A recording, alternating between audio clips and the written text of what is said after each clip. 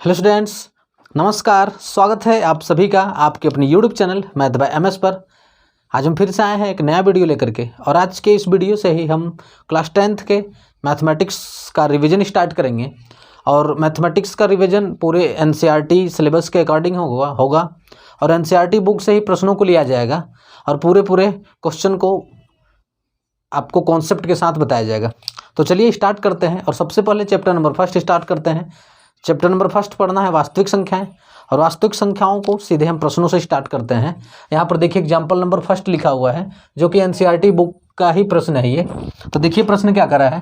प्रश्न कर रहा है कि संख्या 4 पावर n पर विचार कीजिए, जहाँ n एक प्राकृतिक संख्या है। जांच कीजिए कि क्या n का कोई ऐसा मान है जिसके लिए 4 पावर n अंक 0 पर समाप्त हो। देखिए कहना चाह रहा है कि आपको 4 पावर n एक संख्या दिया हुआ है, 4 पावर n एक संख्या दिया हुआ है, तो वह कह रहा है कि क्या 4 पावर n कभी 0 पर समाप्त होगा। अगर 0 पर समाप्त होगा तो n का ऐसा कौन सा वैल्यू होगा। देखिए यहाँ पर 4 पावर में n, 4 के घात में n है, तो कह रहा है 4 के घात में n जो है इसका अंतिम अंक 0 पर समाप्त होने का मतलब क्या, अंतिम अंक 0 होगा। अंतिम अंक 0 अगर होगा, 0 पर अगर समाप्त होगा, तो n का कौन सा वैल्यू होगा, ये पूछना चाह रहा है। ठीक है, तो चलिए देखिए, कोई भी संख्या, ध्यान दीजिएगा कि कोई भी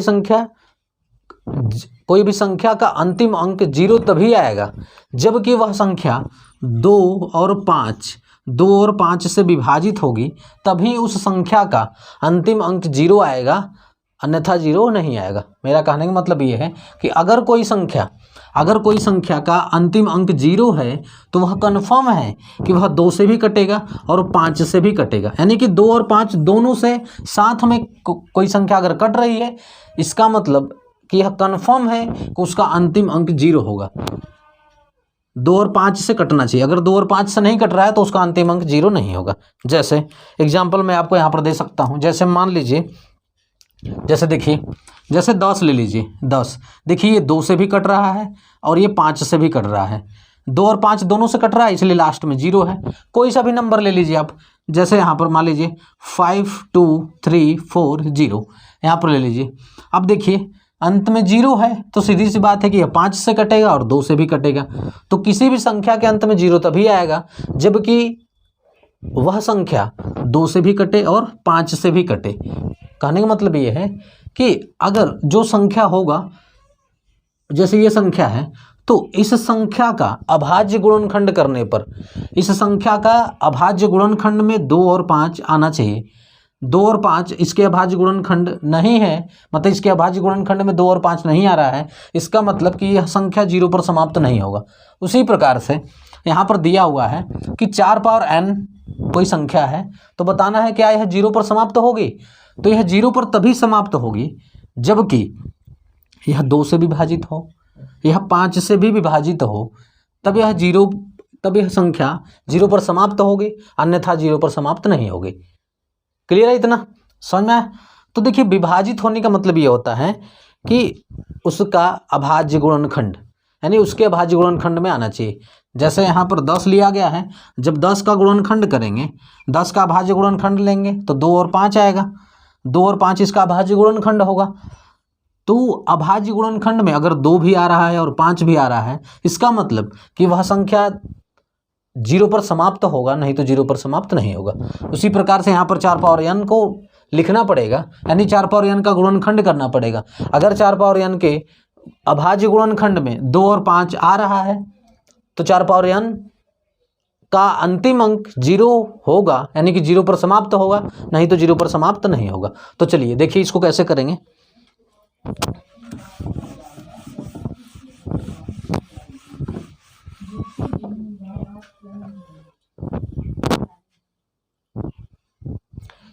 चलिए देखिए यहाँ पर देखिए 4 पावर n है, तो 4 पावर n का जब गुणनखंड करेंगे, देखिए 4 पावर n है यहाँ पर, तो इसको आप कर सकते हैं 2 के पावर में 2 पावर में n है, ऐसे कर सकते हैं। 4 को 2 पावर 2 और पावर में n है, तो इसको हल करेंगे तो 2 पावर 2 n आएगा।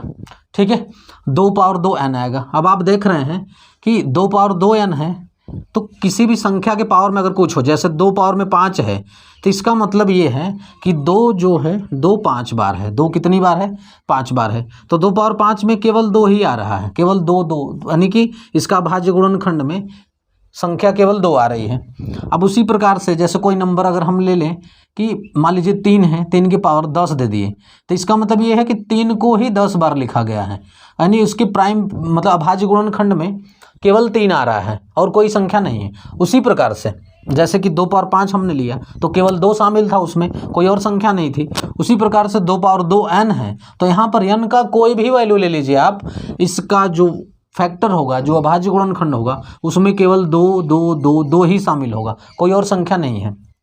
तो हम यहाँ पर देख रहे हैं कि 4 पावर n का गुणनखंड करने पर इसमें इसका अभाज्य गुणनखंड केवल 2 आया है, इसमें 5 नहीं आ रहा है। इसका मतलब कि यह संख्या 5 से विभाजित नहीं हो रही है, 2 से केवल विभाजित हो रही है। तो मैंने बताया आपको कि जो संख्या 2 और 5 दोनों से विभाजित होगी, वही संख्या यानी उसी संख्या के अंतिम में 0 आएगा, यानी कि 0 पर समाप्त होगा, नहीं तो 0 पर समाप्त नहीं होगा। तो इस प्रकार से हम कह सकते हैं कि 4 पावर n का अभाज्य गुणनखंड में केवल 2 आ रहा है, 5 नहीं आ रहा है, इसलिए 4 पावर n संख्या 0 पर समाप्त नहीं होगी। क्लियर है? तो इसको लिखना पड़ेगा। देखिए कैसे लिखेंगे, तो यहाँ पर इसके हल में लिखेंगे आप कि 4 पावर n 0 पर तभी समाप्त होगा, 4 पावर, इसको ऐसे लिखना पड़ेगा कि 4 पावर n 0 पर समाप्त तभी होगा, 0 पर समाप्त तभी होगा जब 4 पावर n का अभाज्य गुणनखंड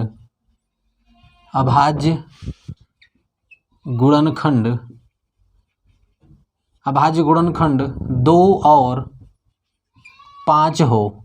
अभाज्य गुणनखंड में ऐसे लिखेंगे, अभाज्य गुणनखंड में 2 और 5 आए, 2 और 5 आए। तो यहाँ पर लिखना पड़ेगा आगे कि 4 पावर n बराबर 2 पावर 2n, ये हो जाएगा कि अभाज्य गुणनखंड में 4 पावर n यानी बराबर 2 पावर 2n के अभाज्य गुणनखंड में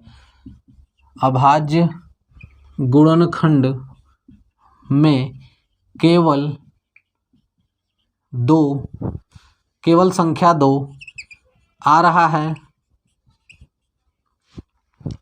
है इसके अभाज्य गुणनखंड में, तथा इसके अभाज्य गुणनखंड में 5 नहीं आ रहा है, यानी 5 शामिल नहीं है, 5 नहीं आ रहा है, इसलिए 5 नहीं आ रहा है, ऐसे लिख देंगे 5 नहीं आ रहा है, अर्थात 4 पावर n संख्या 5 से विभाजित नहीं है, संख्या 5 से विभाजित नहीं है, इसलिए 4 पावर n 0 पर समाप्त नहीं होगा, 0 पर समाप्त नहीं होगा। फिर आगे लिखना होगा कि अतः n का कोई ऐसा मान नहीं है जिसके लिए 4 पावर n 0 पर समाप्त हो, संख्या 0 पर समाप्त हो। इतना लिखना पड़ेगा आपको इसके उत्तर में। क्लियर है? इसको नोट कर लीजिए आप लोग, एकदम करेक्ट आंसर है ये। चलिए नोट कर लीजिए इसको। चलिए अब इसको इरेज कर दें। अच्छा, इसी प्रकार से आप ये भी चेक कर सकते हैं कि जैसे यहाँ पर 4 पावर n दिया है, अगर यहीं पर कोई और संख्या दे देता है, जैसे मान लीजिए, पहले इसको मैं इरेज कर दूं,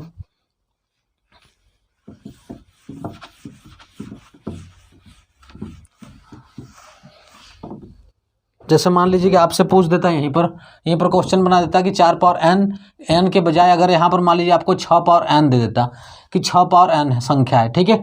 तो 6 पावर n पर आपको बताना है कि क्या 6 पावर n जो है 6 पावर n कभी 0 पर समाप्त होगा, ऐसा अगर पूछ देता तो आप वही काम करते, 6 पावर n का फैक्टर करते। तो आप देख रहे हैं कि इसका 2 × 3 पावर में n बराबर, तो आप यहाँ पर ये कह सकते थे कि 2 power n into 3 power n ये हो जाता।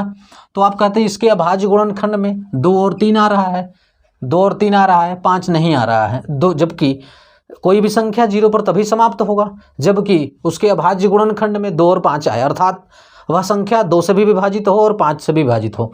हम देख रहे हैं यह संख्या 2 से विभाजित तो हो रही है लेकिन यह 5 से विभाजित नहीं हो रही है, इसलिए यह संख्या 0 पर समाप्त नहीं हो सकती। क्लियर है? इतना लिखना पड़ता आपको कि चूंकि 6 पावर n के अभाज्य गुणनखंड में केवल 2 और 3 आ रहा है, 2 और 3 आ रहा है, जबकि यह संख्या 0 पर समाप्त तभी होता जबकि इसके अभाज्य गुणनखंड में 2 और 5 दोनों आता। इसके अभाज्य गुणनखंड में 2 और 5 दोनों नहीं आ रहा है, अर्थात यह संख्या 2 से विभाजित तो हो रही है लेकिन 5 से विभाजित नहीं हो रही है, इसलिए 6 पावर n संख्या 0 पर कभी भी समाप्त नहीं होगी। यह इसका उत्तर होता। क्लियर है इतना?